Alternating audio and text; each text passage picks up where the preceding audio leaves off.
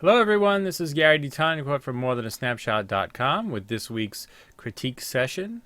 I'm using Lightroom 6, or in this case, CC 2015, for the first time. If you don't know, they're basically the same program. It's just that if you're on the CC side, that means you're paying monthly, and it does have a few extra little things that, like working with your online tools like your cell phone and your iPad. But other than that, the rest of the program is the same, and there really hasn't been that much has changed, so I doubt you'll see any difference in the things that we're going to look at today. But anyway, it is Lightroom 6. So we'll start off the critiques with this nice black and white image, and I really like this one of my favorites of the week this week, and it's a self-portrait, which we all know those are really tough to do. And I like the expression is great, and the posing, and the whole setup. It's just great. I like the processing, how you did it in black and white. It's very well done. The exposure looks great. The sharpness is great. I'm not seeing excessive noise or any problems like that. It's funny. I saw your original one where you had the white background, and I could see where you were going with that.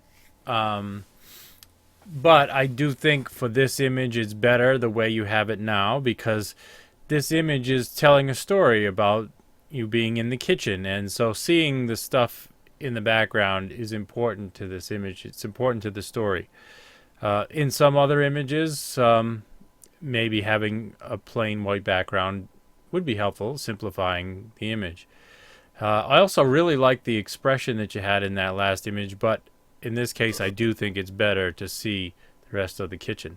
So, welcome to the class, and good job.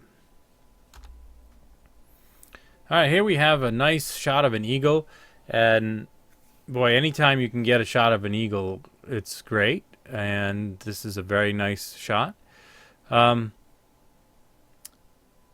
I have to pick out some things that are a problem. I think that it was shot at a fairly high ISO, because I can see a lot of noise in the blue parts of the sky. So, and the eagle was probably pretty heavily cropped to get this close, because I can't zoom in, so you must have a fairly small image here. So you may not have had any choice depending on the lighting. You must have had to shoot it at a higher ISO, and that's what gave us the noise. You could try some noise reducing programs or techniques to try to reduce this, but I mean, the eagle still looks good. But even that, just having to use a higher ISO or having to crop in does take a little bit of clarity away from the eagle. And then here's an interesting thing that I get to show you. We don't see on a lot of images in our critiques. This little purple line that you see here on the eagle's back, that's called chromatic aberration. And if you ever get that in an image, there are ways that you can, if not remove it, at least minimize it. So if I come down in Lightroom to the lens corrections, and let me just find where it is. Right here, under color, click remove chromatic aberration, and I can see a little bit of it has gone away. It's lessened a little bit, but it's still there. So then you have to work with the defringing tools to try to eliminate it. And it's just a little bit of experimenting to, find the right spot that will get rid of that.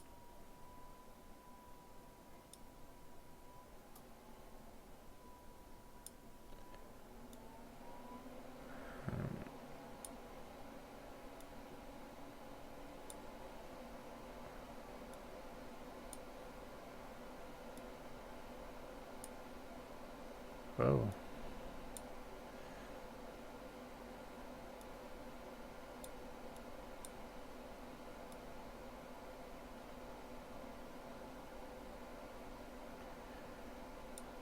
Well, I'm not having much luck getting rid of it. Usually this tool does a really good job, but I'm still seeing a little bit of that purple fringe around there.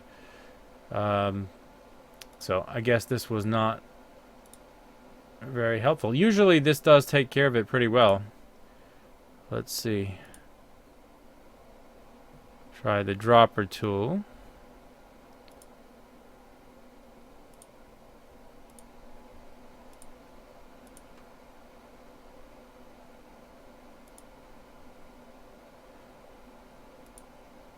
Alright, using the dropper tool, selecting it, that helped quite a bit more. It's still not perfect, but I think that's a bit better. Here, I really like this one. I like that you have the 3 flowers sort of going off on a diagonal. And the exposure and the sharpness are all looking great, especially here on this flower. And yeah, I like that one. It's very good. I really like this one too. I think the primary colors, the red and the blue contrasting each other, look really nice. And even with the green in there. And you did a good job with the exposure because the sky is blue. It's not overexposed. And the lighting on the flowers looks pretty good. And the flowers look like they're sharp. So overall, I think it's good. And even your white parts, of course they're bright, but they're not overexposed or causing any kind of a problem. So, good job.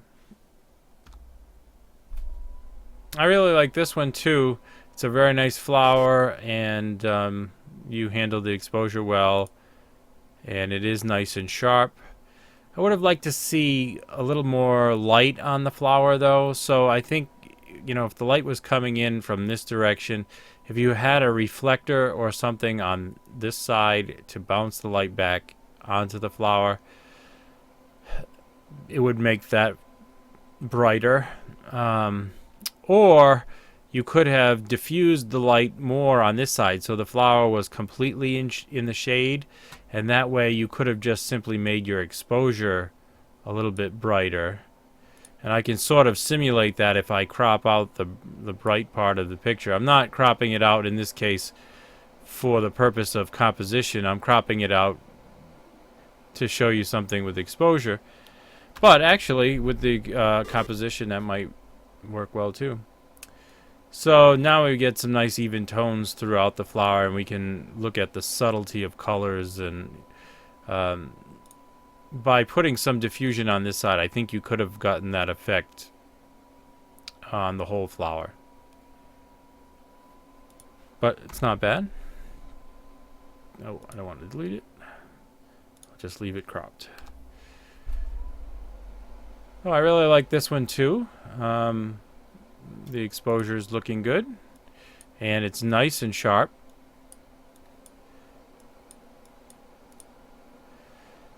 And I like the composition. There's no distractions, and it's very nice.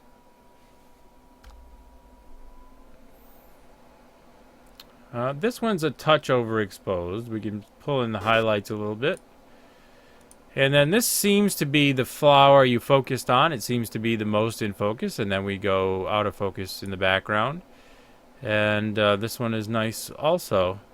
I think the problem for me with this one is it seems to have a lack of composition.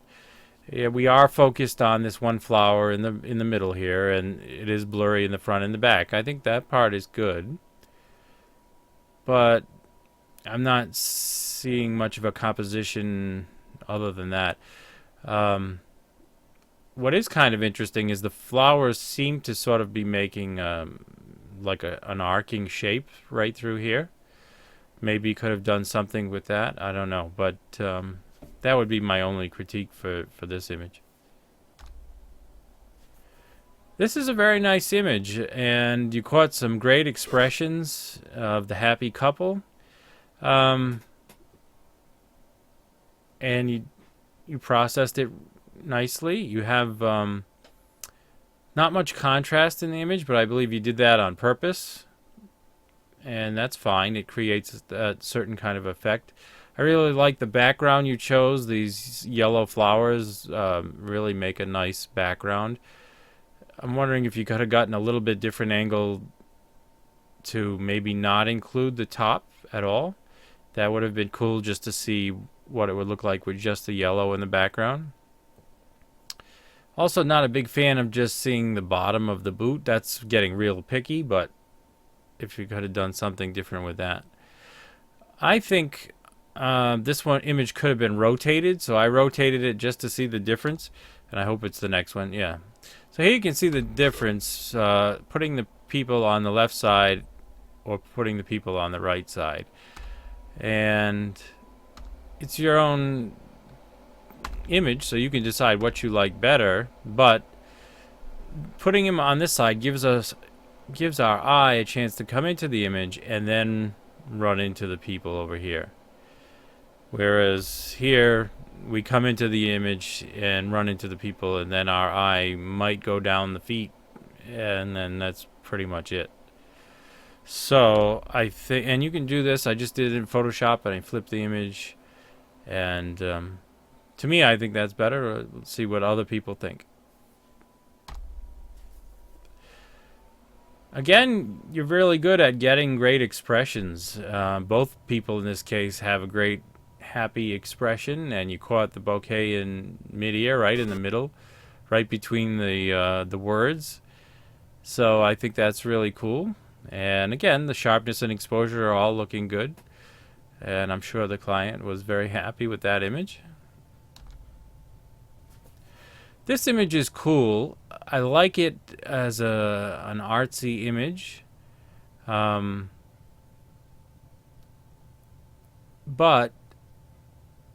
there are. I think it's if it was an image for the client, I'm thinking they might want to see themselves, see the face and stuff like that. So, it's a nice contrast between the white and the shadow. It's a great silhouette type of setup, so that's good. Technically, I guess the only thing I don't like is the body is merging with this post, and we can see this bucket. So minor, but that's a bit of a distraction there. But cool idea and a nice, artsy version of the shot. I like this one. It tells a cool story. I'm sure the couple really liked it because it looks like they're big Red Sox fans, and you caught them in a nice expression as well, and a great environment. And this time you do sort of have them a little bit more on the right side of the image, so now our eye does come in. We can see what's going on with them, and then the color draws our eye up to read what's going on up here at Fenway Park. I really like this one, and you captured the action nicely, and it looks like it's all frozen in midair, which is cool. And I think we have a nice balance, visual weight. We have the water as an object that has some visual weight over here, and then the rock that has some visual weight down in this corner. And so that's sort of a diagonal there. And then you have just a small sliver of sky, and it's exposed properly, so no problem there. So I think that's good. I really like this one too. We see a little bit more of the ocean, and it's well done.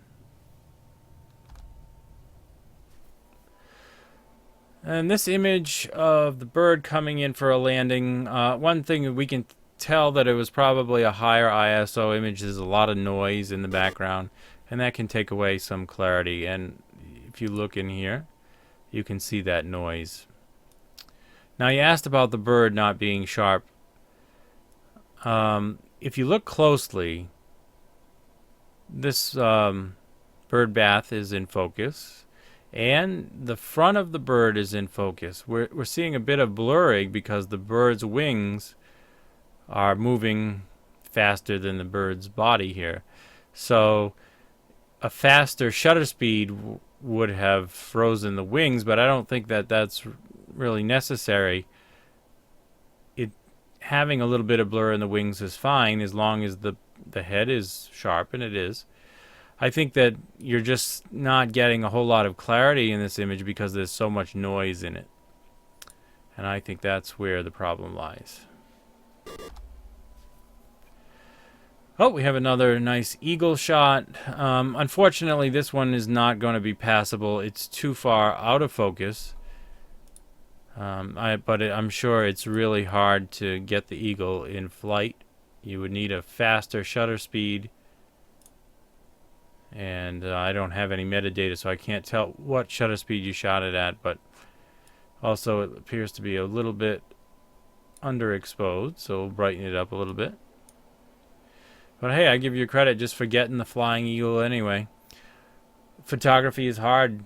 You're going to miss a lot of shots of flying birds and anything moving just because you have to have the right shutter speed. You have to be right on target. There's a lot of things that can go wrong. And you were close on this one, but it's a little out of focus. A nice path shot. I like it. It's got leading lines, but it needs something. And it could be a person, could be an animal. It's just missing that main subject. It's a great background. If you know a little bit about Photoshop, maybe you can Photoshop something into the path. But on its own, it's just lacking a main subject, I think. Here we have some cool texture in the wood, and it was shot well. The exposure and the sharpness look fine. And even the tree is sort of a leading line, but it's not leading us to anything. I think that it's a pretty good shot overall. Oh, and that's the last image. So thanks for submitting your images, and I hope you keep going and keep shooting and keep trying and keep practicing. And if anyone out there would like a critique, you can join my class at morethanasnapshot.com.